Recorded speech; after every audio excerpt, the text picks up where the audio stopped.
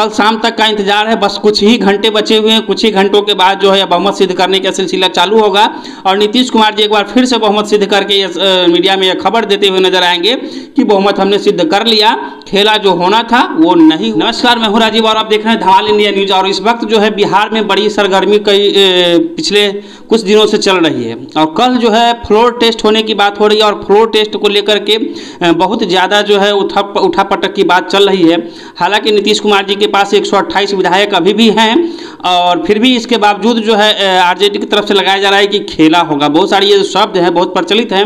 इन सब पे चर्चा करने के लिए हमारे साथ हैं सीतामढ़ी शिवहर के जदयू एमएलसी प्रतिनिधि डॉक्टर मनोज जी। तो सबसे पहले स्वागत है आपका सर। आपको भी बहुत बहुत स्वागत और जितने भी आपके दर्शक हैं उनको बहुत बहुत बधाई और बहुत बहुत स्वागत। बिहार में बड़ी सरगर्मी तेज है और अब तो सरकार बदल गई है, कल फ्लोर टेस्ट है, इसके बावजूद कहा जा रहा है कि जो खेला होगा, ये कौन सा शब्द नया बिहार में चल रहा है? देखिए, फ्लोर टेस्ट एक नेचुरल प्रक्रिया है कि जब भी सरकार बदलती है तो जिस गठबंधन के साथ आप आते हैं तो बहुमत आपको सिद्ध करना होता है।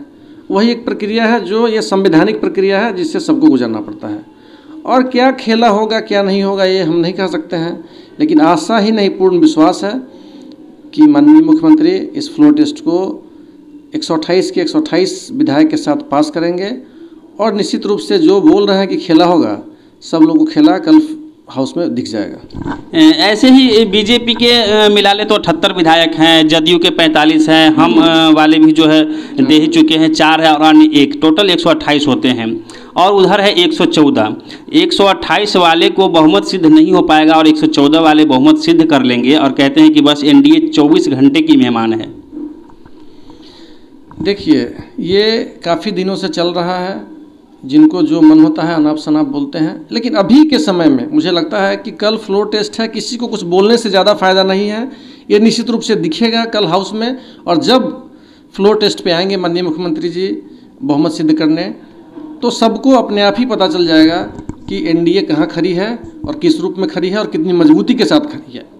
जो हमारे जितने भी घटक दल हैं, भाजपा भी तटस्थ खड़ी है, हमारे 45 के 45 विधायक एकजुट हैं, हम के 4 विधायक एक साथ हैं और एक निर्दलीय जो हैं वो भी हम लोगों के साथ हैं, मजबूती के साथ हैं। तो 128 से 127 नहीं होगा, जबकि बहुमत सिद्ध करने के लिए 122 चाहिए जी।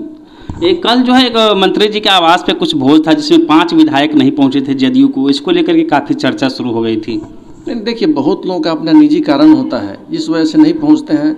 यदि ऐसा होता और खेला होता और जो राजद का दावेदारी है कि 17 विधायक तो 12 विधायक मेरे संपर्क में है, तो लगता है कि हाँ एग्जैक्ट 17 या 12 लोगों की संख्या वहाँ नहीं होती, तो लगता है कि नहीं लोग गायब हैं। लेकिन जो लोग नहीं थे वो आज माननीय विजय चौधरी जी के यहाँ आज सामने मीटिंग विधानमंडल की बैठक है और मुझे लगता है कि वहाँ एक भी लोग नहीं होंगे जो अनुपस्थित रहेंगे। सारे के सारे एमएलसी और एमएलए सारे उपस्थित रहेंगे। कहीं ना कहीं नीतीश कुमार जी को भी ये चीज़ कहीं डर तो नहीं सता रहा है कि ये 5 जो है कहाँ गायब हैं और इसको लेकर के ही ये दूसरा जो मीटिंग अचानक रखा गया है फिर से जो कंफर्म कर लेना चाहते हो कि नहीं ये आखिर है तो है कहाँ? नहीं, ये शेड्यूल मीटिंग है। ऑलरेडी 2-3 दिन पहले ही फ़ोन आया था और कल वाली मीटिंग जो थी वो मुझे लगता है कि 1 दिन पहले नोटिफिकेशन हुआ था, लेकिन जो विजय बाबू के यहाँ जो मीटिंग है वो 3-4 दिन पहले फ़ोन आया था कि विधानमंडल का सत्र शुरू होने वाला है, इसलिए 12 को सत्र होगा तो 11 के शाम में वहाँ विधानमंडल की बैठक है और सभी लोग वहाँ उपस्थित रहेंगे। एक बात तो यहाँ से क्लियर हो रहा है कि बहुत सारे मीडिया में जब 5 लोग नहीं पहुँचे थे इस अफवाह को लेकर के कि अचानक से मीटिंग रखी गई है विजय बाबू के यहाँ पे, और उसमें नीतीश कुमार जी ये कंफर्म हो लेना चाहते हैं कि ये जो मेरे 5 विधायक हैं आखिर है तो है कहाँ,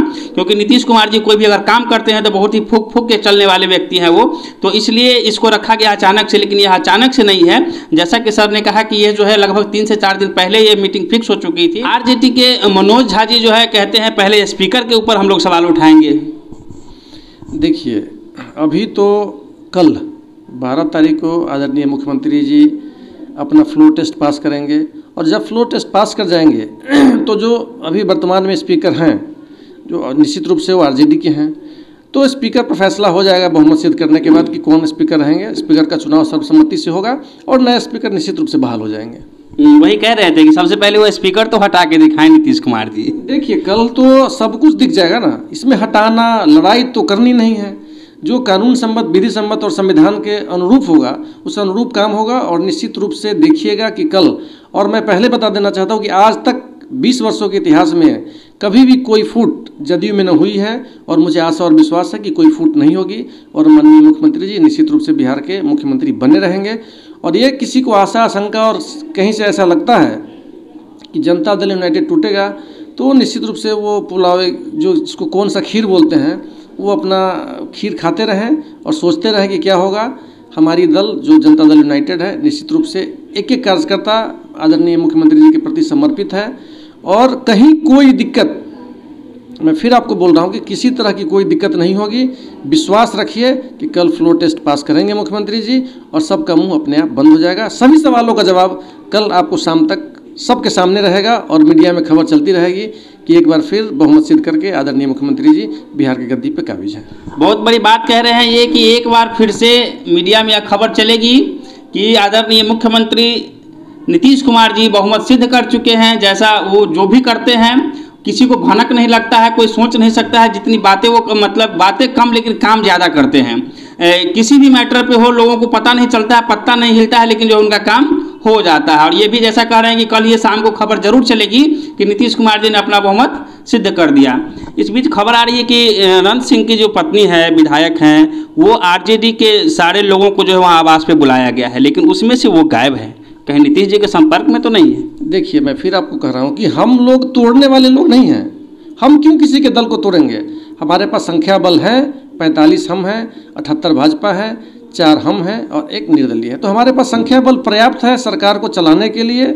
तो हम क्यों किसी के घर को तोड़ेंगे? जो किसी के घर को तोड़ने की आशा, अपेक्षा और उम्मीद रखते हैं, उनको उनका जवाब कल मिल जाएगा कि किसी के तोड़ने से किसी का घर नहीं टूटता है। हम लोग मजबूती के साथ, चट्टानी एकता के साथ मुख्यमंत्री जी के साथ खड़े हैं, कहीं कोई किंतु परंतु नहीं है। ये हम जीतन राम मांझी के बारे में भी बराबर चर्चा चलती रहती है, हालांकि वो हमेशा से इनके साथ हैं, एनडीए के साथ हैं, फिर भी चर्चा चलती रहती है कि हो सकता है कि बड़ा पद का लोभ मिले तो कहीं हो सकता है वो बदल जाएं। क्या लगता है आप लोग, विश्वास कितना है उन पे? जीतन राम मांझी जी ने कहा था कि मैं हमेशा एनडीए घटक दल के साथ रहा हूं और मैं एनडीए के साथ मजबूती से हूं, कोई भी लोभ लालच मुझे डिगा नहीं सकता है। मैं नरेंद्र मोदी जी के और नीतीश कुमार जी के शासन में विश्वास रखता हूं। जो बिहार के लिए माननीय मुख्यमंत्री जी ने और देश के लिए माननीय प्रधानमंत्री जी ने जो किया है, उनके साथ में हूं। और ठीक है, उनकी जो दावेदारी थी कि नहीं मुझे एक और मंत्री पद मिलना चाहिए, तो इसके लिए शीर्ष नेतृत्व तो बैठे हैं। एनडीए के जितने भी घटक दल हैं, चाहे वो जदयू के लोग हों और भाजपा के लोग हों, निश्चित रूप से वो तय करेंगे कि यदि लगेगा जगह बनेगी तो मिलेगी, नहीं तो जैसा होगा वैसा देखा जाएगा।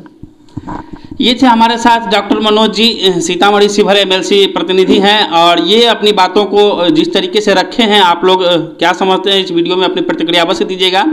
कल शाम तक का इंतजार है, बस कुछ ही घंटे बचे हुए हैं। कुछ ही घंटों के बाद जो है बहुमत सिद्ध करने का सिलसिला चालू होगा, और नीतीश कुमार जी एक बार फिर से बहुमत सिद्ध करके मीडिया में यह खबर देते हुए नजर आएंगे कि बहुमत हमने सिद्ध कर लिया।